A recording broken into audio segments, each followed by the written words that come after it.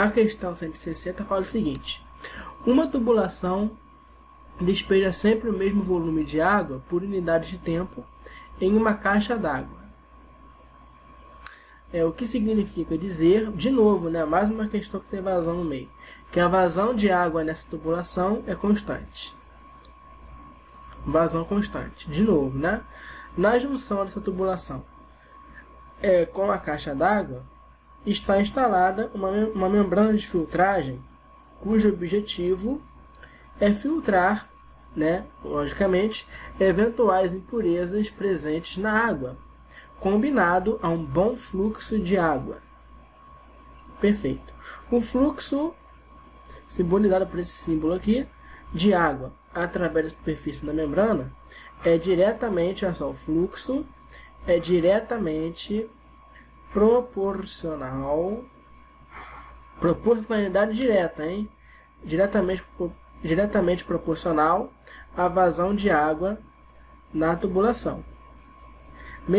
Essa vazão é medida em mililitro por segundo, tá? E é inversamente proporcional ao fluxo, é inversamente proporcional à área da superfície da membrana, medida em centímetro quadrado. Qual é a pergunta aqui? Justamente qual seria a unidade de medida adequada para descrever esse fluxo, né? Esse fluxo de água que atravessa a superfície da membrana. Qual a opção que melhor representa essa unidade de medida? E aí, Márcio, o que você achou dessa questão? Essa questão é uma ótima questão que envolve a ideia de proporcionalidade, né? Muito presente na prova do Enem. Isso, o aluno ele é obrigado a estudar se ele quiser ter uma boa nota em matemática. Vazão, como tu bem disse aí, é a segunda, né? Vez que cai. Só hoje. Só hoje, exatamente. E essa questão ela não tem muito cálculo, né? Ela, na verdade, o enunciado está bem escrito, está bem claro, tem muito cálculo, né? E aí, uma dúvida também até para o leitor observar esse fluxo, né, da letra Φ do alfabeto grego, né? Ah, sim, nosso símbolo, a letra grega Φ.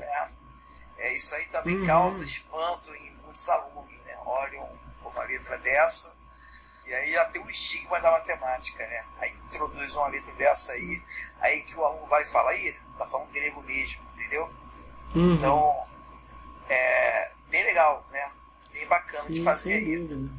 Né? Eu vejo assim, é uma questão que se o aluno souber bem o conceito de diretamente proporcional e inversamente proporcional, ele não deve ter muita dificuldade em resolver esse tipo de questão não, né? Tá sim. bom? Eu também concordo, mas como é que você respondeu? Se você estivesse na prova, tendo essa questão para fazer, como é que você faria? Quando ele fala que você tem aí esse fluxo de água através da superfície da membrana, é diretamente proporcional à vazão. Então, o que eu posso afirmar, na verdade? Usar o conceito, né? Esse fluxo ele seria o quê? Quer dizer diretamente proporcional à vazão. Então, quer dizer que ele vai ser o valor da vazão multiplicado por um certo número, uma constante. Sim, é verdade. Digamos assim, né? Então, proporcionalidade direta sempre envolve isso, né? Multiplicação da vazão por uma constante. Se você chamar aqui a vazão por Vzinho, a constante aqui por um Kzinho, seria assim, né? Sempre a vazão multiplicada por uma constantezinha qualquer, né? Lembrando que de Kzinho.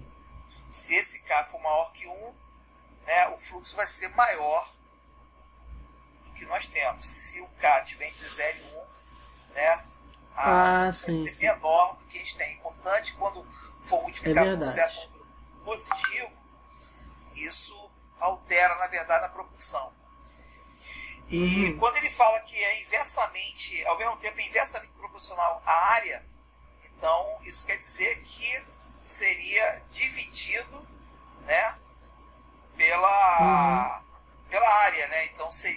no caso seria por centímetro quadrado, né? Então seria dividir por uma área, né? Multiplicar por uma constante e dividido por uma área. Eu posso colocar aqui a razão de área? Pode. Seria problema? Não, né? Não, Ok. Então isso aqui mais ou menos é a estrutura geral do que seria o cálculo do fluxo, né? Isso aí. Através da membrana. O fluxozinho φ. Mas aí é que tá, né? O que ele quer saber é a unidade. Você acha que essa expressão aqui, ela já diz pra gente qual seria essa unidade? Sim, né? Dá para você observar direitinho. O que seria essa vazão aí no caso pra gente? Sim. A vazão é mililitro por mililitro por segundo, isso mesmo, mililitro por segundo, tá aqui, ó. Somos testemunhas. Então aqui, ó, ml, né, mililitro. Isso aí. Por segundo. Por segundo. E a área é por centímetro quadrado, né? E a área é centímetro quadrado. Tá dito aqui, ó, centímetro quadrado. Muito bem. E isso aqui é o que caracteriza, né, a medição da área, centímetro quadrado. Então, peraí, deixa eu ver se eu entendi bem. Então, o que eu estou dizendo é o seguinte, né, para eu saber qual seria a unidade de medida desse fluxo, basta analisar a unidade de medida de cada grandeza envolvida aqui para saber o fluxo, né? Que seria a vazão e a área da membrana, não é isso? Correto, então, isso mesmo. Então isso aqui ficou o quê? A unidade de medida do fluxo vai ser alguma coisa assim, né? Eu tenho uma coisa primeiro, que está medida em ml por segundo, e depois outra, né? Eu vou dividir isso por outra coisa, que está medida em centímetros quadrados. Então, fazendo aqui essa divisão, né, Márcio? Como é que fica isso, né? Você pode pensar como sendo uma divisão de duas frações, né? A lógica é a mesma, né, do que uma divisão de frações.